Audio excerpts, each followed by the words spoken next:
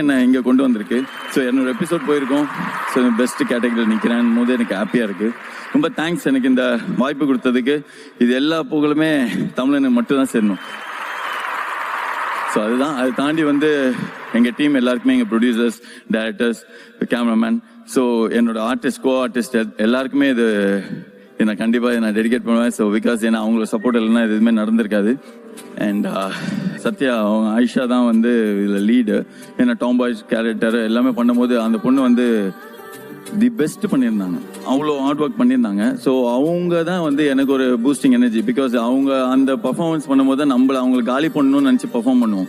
So என்னடா இது அசால்ட்டாக தட்டுறாங்களே, அப்புறமா நம்ம என்ன பண்ணுவோம், ஒர்க் பண்ணி நம்ம பண்ணுவோம். ஸோ அவங்க தான் நம்மளுக்கு எனர்ஜி. ஸோ அதனால் இந்த அவார்டு நான் வாங்கினதுக்கு ஒன் ஆஃப் தி எனக்கு ரொம்ப சப்போர்ட்டாக இருந்த ஆர்டிஸ்ட் ஆயிஷாக்கு நான் ரொம்ப தேங்க் பண்ணுறேன். Ayesha, thanks a lot. Thank you so much, Vishnu, and thank